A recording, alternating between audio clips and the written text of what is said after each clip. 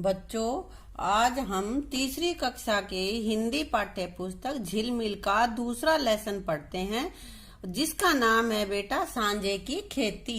सांझे की खेती मतलब वो फसल जो दो या दो से अधिक जनों ने मिलकर उगाई है। तो बेटा इस कहानी में एक चिड़िया है। एक चिड़िया थी मेहनती और भोली। वह मेहनती थी और भोली भाली थी। उसने इधर उधर से तिनके इकट्ठे करके पेड़ पर अपना घोंसला बनाया। चिड़िया ने कपड़े की कतरने, धागे, सूतलियां जमा कर घोंसले में बिछा दी। चिड़िया ने घोंसले किस चीज से बनाया?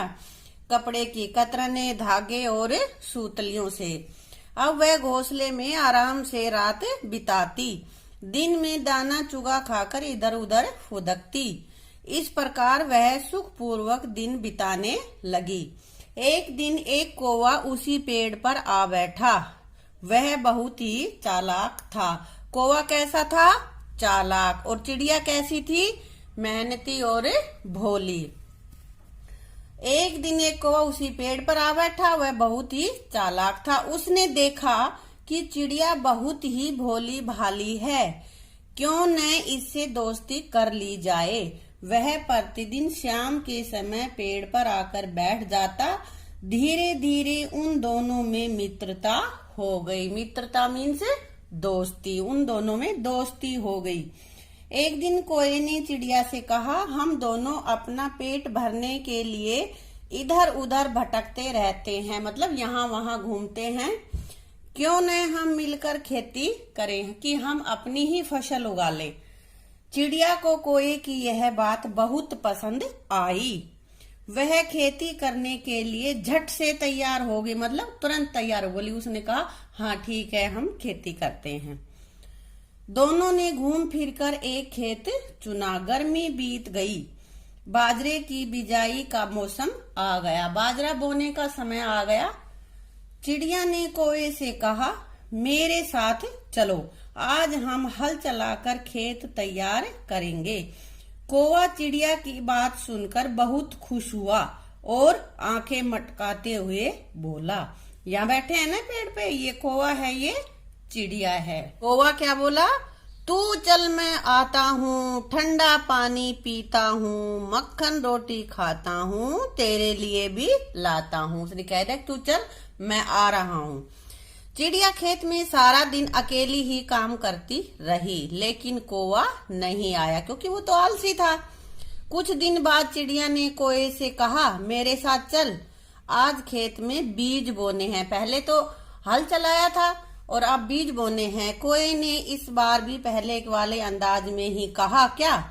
तू चल, मैं आता हूँ, ठंडा पानी पीता हूँ, मक्खन रोटी खाता हूँ, तेरे लिए भी लाता हूँ। चिड़िया फिर खेत में अकेली ही पूरा दिन बीज बोती रही, लेकिन कौवा नहीं आया। उसने कौवे से पूछा तो कौवे ने बहाना बनाकर उसे टाल दिया। धीरे धीरे खेत में बाजरे के सिरटे निकल आए। सिरटे क्या होते हैं बेटा? बाजरे की जो फली होती है ना, जिससे हम बाजरा निकालते हैं, जिसमें बाजरा लगता है, वो उसको बोलते हैं सिरटे। और फसल पककर तैयार हो गई। चिड़िया ने अकेले ही लामड़ी और मंडाई की। लामड़ी मतलब फसल की कटाई और मढ़ाई मतलब उसको निकालना, की बाजरा अलग करना, उसका भूसा अलग करना, उसको बोलते हैं मंडाई। पहले की तरह इस बार भी कौवे ने बहाना बनाया।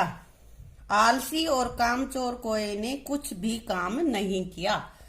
जब बंटवारे की बात आई तब चिड़िया से पहले लंबे लंबे डग भरता हुआ खेत में पहुंच गया।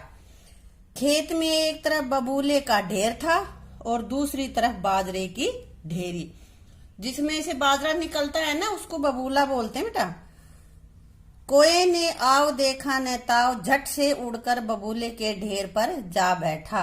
वह आंखें मटकाता, ताली बजाता हुआ बोला, लो हो गया बंटवारा, यह ढेरी मेरी और यह तेरी।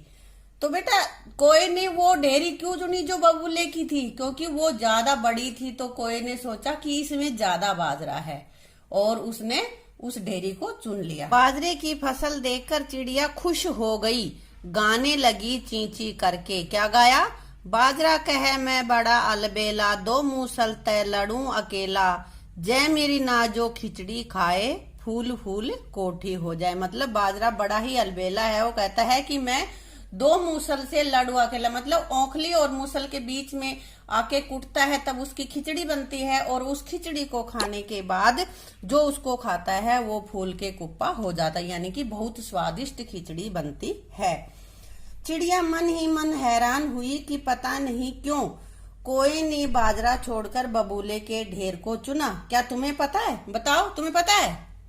हाँ, क्योंकि उसने सोचा कि ये ढेरी बड़ी है, इसमें ज्यादा बाजरा होगा। चिड़िया ले गई सारा बाजरा ढो ढो कर अपने घर। सांझ हुई तो चूल्हा फूका और बनाई राबड़ी। चूल्हा फूका मतलब चूल्हे पे रख के उसने खिचड़ी बनाई, खुद भी खाई, बच्चों को भी खिलाई, और खाते खाते गाने लगी। क्या गाया? मीठी लागे बाजरे की राबड़ी रे, दल चक्की से हांडी पे गेरी, नीचे लगा दी लाकड़ी रे। मतलब बाजरे की राबड़ी बहुत मीठी लगती है, उसको चक्की से दल के चूल्हे पे रख के नीचे लकड़ी लगा दी है। मीठी लागे बाजरे की राबड़ी रे, रांद रूंद थाली में घाली, ऊपर आ गई पापड़ी रे, मीठी लागे बाजरे की राबड़ी। रांद रूंद मतलब बेटा कि उसको रांद के, उसको बनाने के बाद में थाली में उसको ठंडा कर दिया तो उसके ऊपर पापड़ी आ गई है, और उसको खाओ तो वो खिचड़ी बहुत ही मीठी लगती है, बहुत ही स्वादिष्ट लगती है। तो बेटा ये एक हरियाणवी लोक कथा है। इसमें एक चिड़िया और एक कौवे के माध्यम से ये बताया गया है कि सीधा साधा और मेहनती होना बहुत ज्यादा जरूरी है, क्योंकि मेहनत के बल पे ही हम कुछ भी पा सकते हैं। क्योंकि कौवा तो कामचोर था तो उसको क्या मिला? बबूले का ढेर। और चिड़िया ने मेहनत की तो उसको बाजरा मिला। अब बेटा हम इसके कर लेते हैं वर्ड मीनिंग। पहले है ये डग भरना। डग भरना मतलब कदम बढ़ाना। बबूला बाजरे का भूसा, क्योंकि बाजरे का जो भी बेकार जो निकलता है उसको भूसा कहते हैं। मढ़ाई भूसे और अनाज को अलग करना। सिरटे बाजरे का दानेदार हिस्सा। लावनी फसल की कटाई। फसल की कटाई को हम लावणी या लावणी दोनों चीजें कह देते हैं। तो बेटा ये वर्ड मीनिंग तुम्हें अपनी नोटबुक में लिखने हैं, याद करने हैं, और जो पाठ पढ़ाया है उसको दोबारा से पढ़ना है बहुत अच्छे से। और बेटा बाकी का जो आगे का अभ्यास है वो हम अगली वीडियो में करेंगे।